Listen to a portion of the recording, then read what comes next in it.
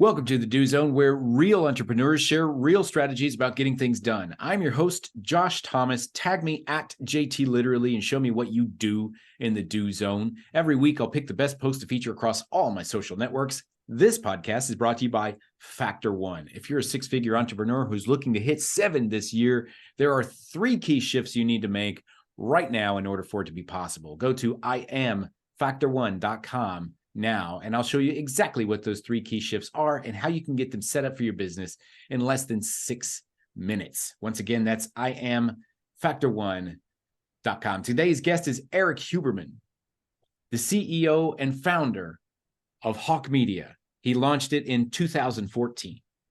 He was growing the company value to over $150 million and working with 3,000 plus brands worldwide. It is the fastest growing marketing consultancy agency in the United States, working with brands like Red Bull, Verizon, and Eddie Bauer. Eric, welcome to the Do Zone. Tell us something you believe is the key to getting stuff done that most people wouldn't think of. Yeah, honestly, the most productive tool for me is a combination of an app called Captio that just sends me an email note. When I type in something, I hit send, it goes straight to my inbox, and then using my inbox as a to-do list and just committing to getting to zero inbox. It's not always easy, but it allows me to just, like, when I'm on the fly thinking through things, I'm like, oh, I got to get that done. I just remind myself so I don't have to try to commit it to memory, because when you're moving fast enough, that's impossible.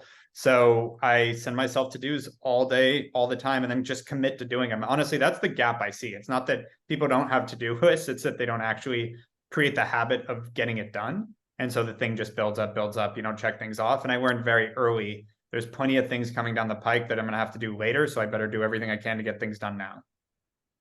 That makes a lot of sense. And I've heard some variation of that echoed on my podcast over the last several episodes. It's not about organizing the things that you have to do. It's just about doing the things sometimes just in the moment. Like, I got to do this now. I got to clear it off, because otherwise it's going to pile up and it's going to be impossible and overwhelming and I won't do anything. And then you're going to be stressed. Yeah, exactly. Like, then you're going to look at your inbox. It's going to cause, like, if you're using that strategy and you don't do it, it just piles up. And that's when you see, like, someone flash on their Zoom and there's like 68,000 unread emails. And you're like, Jesus, man, like that. What? What are you talking about? And I've watched a lot of people, even on my own team, that I've caught that I'm like, you just end up missing so much opportunity and stuff. It's happened to me. Like, if I don't commit to it, like, I went on a 2-week trip in June, missed a couple things before the trip that I was out trying to focus on. It was work trip, but I was trying to focus on what I was doing.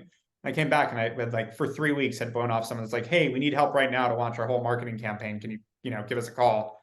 And I'm like, well, 3 weeks late, I doubt we're going to get that business, but let's give it a shot. You never know, man. That actually reminds me of a story. I'm such an idiot sometimes. I was talking about how I never check my voicemails, right? I don't usually answer my phone because it's like, it's interrupting. I'm in my own flow. Somebody else decides to call me, like, hey, schedule something, man. So I don't answer the phone. I don't check my voicemails. And I was bragging about this, to a friend of mine. And I was like, look, this is all garbage, and I picked a random one and I played it, and it said, hey, Josh, this is Kim. That conversation that we had a few months ago, I think I decided to pull the trigger and I'm going to go ahead and move forward with this. And it was like a $30,000, consulting purchase or something. And it was like 3 months ago. Yeah. And she called me and left a voicemail and I missed it. And I was like, Yep. Yeah. I'm funnily enough, I have the same issue. Like, I just don't check voicemails. It's like, do we still do that? Like, I didn't know that was a thing. But the same thing happens. Once in a while, I'll clear them out. I'll go listen to a few random ones. And I'm like, oh, oops. Like, not sure that's a good habit. But at the same time, like, something's got to give. Like, we can't all be on everything all the time. Like, you're going to miss stuff like that. I kind of accept too. But same thing has happened. So tell me, you grew a company, 2014 was not a short time ago, but it hasn't been a long time. And you're working with worldwide, nationwide brands. And tell me a little bit about somebody who wants to build a company to that height. What would be the first couple of steps you have to take to really gain momentum? Yeah, stop thinking about that height, is my opinion. Like, one foot in front of the other, I think is a really big part, and fast. So I do think goals are important, but it's, what is it? Goals without a plan or a wish. Like you gotta like actually figure out a methodology, and without having some data and some knowledge of like what does it take to get business, you can't. Goals mean nothing. I want to do $1 million in my first year. Great. How do you do 100K? If you don't know how to do 100K, you're not going to get to $1 million. So it's figuring out those incremental steps that are needed, and then along the way being. I actually like the building a business reactively. Like I think people get too proactive and try to see around corners, and they end up investing in shit. Like you watch all these companies. Good example: Meta becoming Meta and investing heavily into AR VR. Turns out no one gives a shit, and it was a complete waste. And now they're sunsetting a lot. Like they've cut a ton of what they're doing on the metaverse, but they changed their name to Meta. Like it's been a dumb thing, and it's because they tried to predict the future. Like no one's good at that. Like that's why whenever we're seeing forecasts and projections, look at the economy the past 2 years. Like we've been talking about a recession is coming for 2 years now, and knock on wood, it hasn't happened, and now the economy's come back. So it's like, but the media, it's we dealt with this. I don't know the timing of the podcast, but yesterday the media all over the world was talking about a hurricane hitting LA, and but all the actual data said that it was going to be like a minor storm, and you know what hit? A minor storm. Yeah. And so people get caught up in all these predictions and trying to see the future. And it's like, don't do that. Just adapt to what's right in front of you and the data that you have. And I think that, so to start, it's to go get your first customers, figure out what it takes, understand how that worked, make sure the economics make sense. How hard is it to get a customer, and does that money actually pencil that you can keep getting more and do that? And so I'm speaking in a generality because it really depends on the business, but like, it really is figuring out like, how do I get from A to B? And then, okay, now that I got to B, how do I get to C? And what are the things that are stopping me from getting there? And then just making those changes. A lot of times it has to do with your ability to go sell it. It has to do with your scalability. It has to do with, there's so many pieces of this. But what I would say is just be very objective in your analysis of what is holding back right now. And one of the most important parts of that is also having some sort of benchmark, like understand what other people's numbers are, what else is going on out there, so that I hear this all the time. My friend tells me that he gets a 10% conversion rate on his website, and we're only getting 5. How do we get to 10? It's like, well, the average is 2. So you're already doing great. That's not your issue. Your conversion rates, focus on the things that are actually problems objectively. And those are the pieces. And then again, the scalability thing of like, where am I the bottleneck as the founder is a big one of how you get over those first few humps. And like over time, you're always figuring out like what is the weak point based on the market. And then you can focus on that.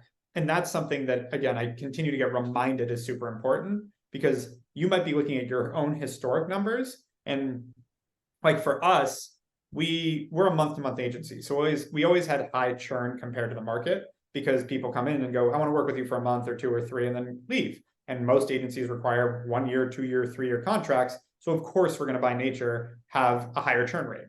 Like that's a given. I thought. It turns out when I stopped accepting that and I said, regardless of our contracts, we should be keeping clients longer. And I started emphasizing all the other reasons and really diving into the things and it wasn't our work product, thankfully, that was why we were losing clients, but there were other reasons. And we started focusing on fixing those, and our churn cut in half. So instead of being like, oh, we've always been that way, we're still doing the same we've always done. Like, that's not where we're going to focus. I finally went, the whole market's this, we're this. Let's try to get to where the market is regardless. And it worked. So much to comment on in there. There was just a wealth of information, but I'll just stick with the last thing that you said, just because it's freshest on my mind. When you just accept the way that things are, then that's what you're going to get. But if you try to change it, when you try to understand, well, what do people actually want, and how do I give them that, but without any of the negative stuff? How do I give them all the positive stuff without any of the negative stuff?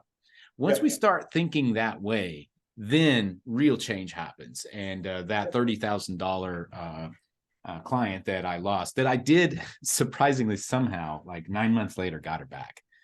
Oh, good. Yeah, she signed up. You gotta tell that part of the story, because a lot of people think, well, it's over. Like, it's never over. She came back. She's like, I really need the help. I was pissed off at you for 9 months, but I got over it. Let's go. I'm like, okay. And so but the thing that really worked with that company was everybody else was like, buy our stuff, we'll help you, we'll get you there, whatever. We got a lot of great stuff. But we said, I don't really care how much you know. I don't really care how motivated you are. I care that you want results. And we're going to focus only on getting you the result that you're looking for, nothing else. No fluff, no anything else. You didn't come here to buy some coaching. You came here to buy what you came here to buy. And so let's sell you that. And that exploded the business and we guaranteed the result in writing, and nobody would do that, and that's how you got to separate yourself sometimes, because if you're not thinking about what do people actually want and how do I give it to them, then you're never going to get out of that kind of linear mode. And that's what it sounds like you were talking about here. Yep, exactly. And again, it's just not accepting your own metrics as face value. But again, the other side of that is if our churn rate was the same as the market or slightly better, well, is that where I'm going to go invest all my time and attention to me and my business partner and the team and be like, we got to go fix that? Well, we're already outperforming the market. Like, don't get me wrong. You're always looking to improve all your metrics. Like that's a given, but it's not the low hanging fruit. And most of the time, it's very rare that a company doesn't have low hanging fruit, that I'm talking about, I've worked with enough multi-billion-dollar companies that they all have huge gaps in their game. They're trying to slightly optimize something they're already doing well versus just plug a huge gap. I would focus on the huge gap. Got to go for the needle mover. That's one of the three kind of fundamentals. Anytime I'm working with a business, is like, what is that thing that's going to move the needle right now and make me look like a wizard? Exactly. And it's probably something simple, right? And so tell me quickly about the Hawk method. I'm curious about this and how you deploy it. I had it sitting. Well, there it is. So the book that came out, best-selling book. We've sold like 30,000 copies around the idea. Basically, marketing is broken down into three principles: awareness, nurturing, and trust. Awareness is how do you let a new potential customer know you even exist? How do you get the word out on your business, fill the top of the funnel? Nurturing, what do you do from when that person becomes aware you exist to when they actually buy, and then post-purchase to keep them coming back? It sounds simple, but most people forget that when you advertise to someone, they don't immediately just go buy. There's a whole consideration period, a purchase cycle, and then after they buy, getting them to come back. They don't just do these things on their own. So keeping that going is super important. And then trust, synonymous with brand, but how do you actually get people to trust you? 75% of people won't buy from a company they don't inherently trust. So in the beginning, it's third-party validation. It's reviews, testimonials, PR, influencer marketing, endorsements, etc. And over time, your consistency and your brand gets out there, and it becomes what people know you for, your reputation, basically. And that's really the third pillar. And so it's how to leverage those, how to build off those, and how to basically create a full functioning marketing strategy. I love that. And so we can get that on Amazon. Actually, I just purchased it just now. It'll be here tomorrow. So thank you very much. Publisher will be excited.